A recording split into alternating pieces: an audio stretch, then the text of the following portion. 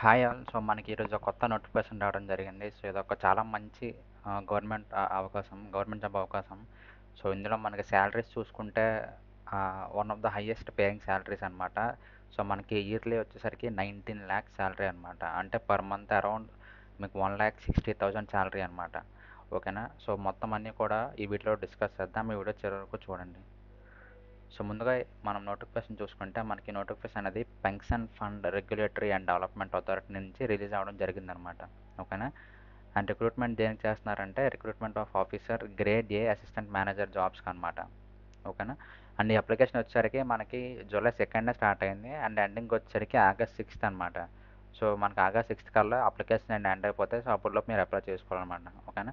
అలాగే mode of exam selection process వచ్చేసరికి 3 types ఉంటాయన్నమాట. ఒకటి phase 1 examination, online examination and phase 2 online examination, phase 3 interview.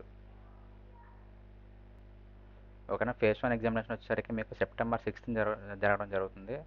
And phase 2 అయితే October 6th జరుగుతుందన్నమాట.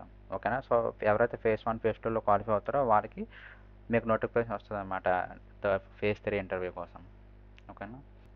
మనకి ఇక్కడ వేకెన్సీ చూసుకుంటే పోస్ట్ బట్టి జనరల్ కేటగిరీలో అయితే 28, finance and accounts 2, information technology 2, ఇలా మీకు వేకెన్సీస్ కేటగిరీ బట్టి ఎన్ని పోస్టులు ఉన్నాయో మీరు ఇక్కడ చూసుకోవచ్చు. అలాగే క్వాలిఫికేషన్ కూడా చూసుకోవచ్చు అనమాట.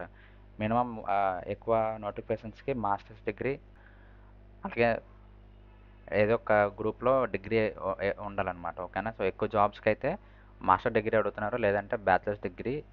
కొన్నింటికి లా కానీ లేకపోతే ఏ డిగ్రీ ఉన్నా పర్లేదు, అలా కొన్ని నోటిఫికేషన్స్ ఉన్నాయి. సో, మీరు ఏ పొజిషన్స్కి అప్లై చేయాలనుకుంటున్నారో దాంట్లో మీరు ఎడ్యుకేషన్ క్వాలిఫికేషన్ చూసి అప్లై చేసుకోవచ్చు అనమాట. మీరు ఇక్కడ చూసుకుంటే ఐటీ సైడ్లో preferably AI and ML engineer.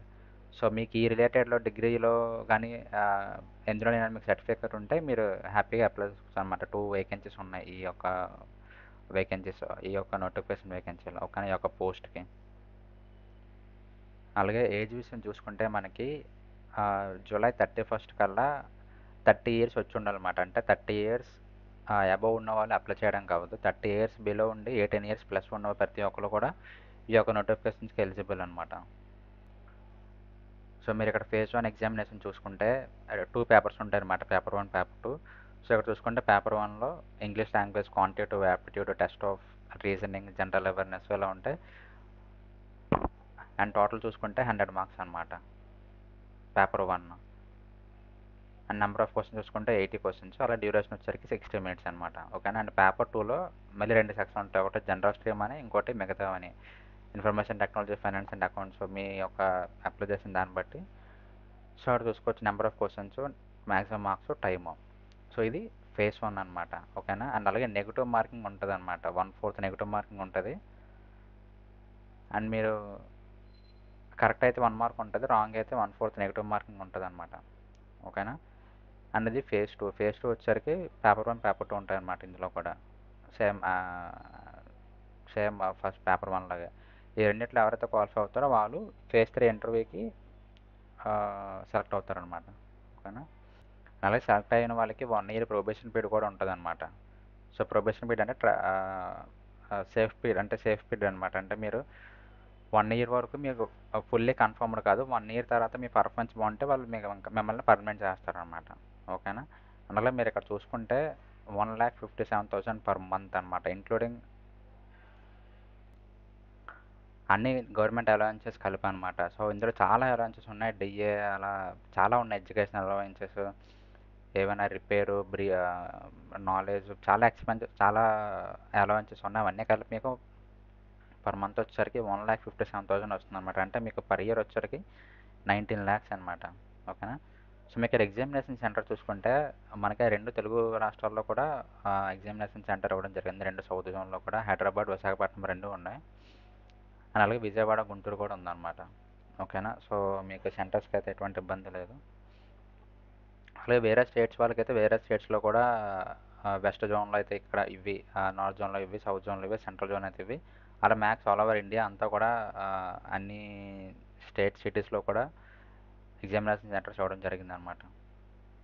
అలాగే మీరు ఫేజ్ 1కి అయితే మీరు అప్ టు 3 సెంటర్స్ వరకు సెలెక్ట్ చేసుకోవచ్చు. అలాగే ఫేజ్ 2కి అయితే 1 సెంటర్ సెలెక్ట్ చేసుకోవాలన్నమాట. ఓకేనా. సో మీరు అప్లికేషన్ ఫిల్ చేసేటప్పుడు. అండ్ అలాగే ఎగ్జామినేషన్ ఫీజు చూసుకుంటే అన్రిజర్వ్డ్ ఈడబ్ల్యూఎస్ ఓబీసీ వాళ్ళైతే unreserved general category EWS OBC వాళ్ళైతే ₹1000 ఫీజు పే చేయాలి. ఇది నాన్ రిఫండబుల్. అండ్ అలాగే ఎవరైతే SC ST PWD ex service man women ఉంటారో వాళ్ళైతే ఫీజు ఏం పే చేయక్కర్లేదన్నమాట. ఓకేనా, వాళ్ళకి ఫ్రీ అప్లికేషన్.